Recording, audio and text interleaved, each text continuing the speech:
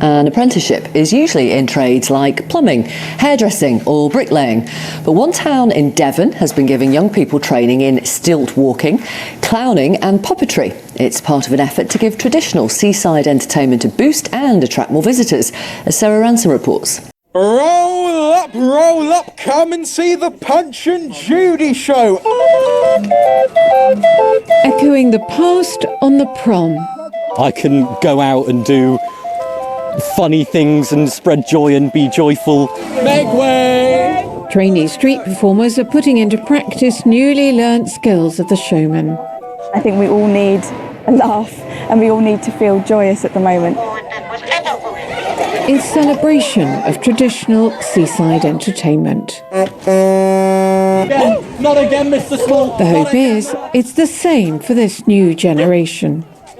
You see a man 6, 7, 8 foot tall walking down the street in the 1800s, it'll have the same reaction as right now. And it's actually the same joy and the same feelings of excitement, and I don't think that's the thing that will stop. Welcome to Uncle Taco's Flea Circus! Now a new project has seasoned showmen sharing the tricks of their trade to help keep the skills alive, in the hope of also giving a family-friendly boost to the town.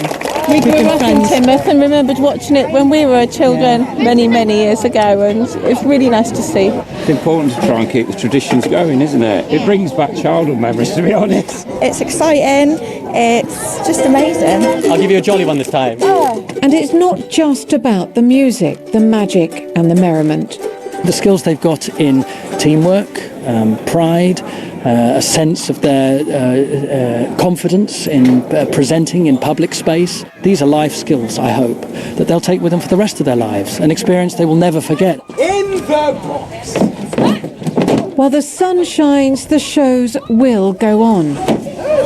The plan is to take the training and the tricks to more places next year. Sarah Ransom, BBC News in Teignmouth.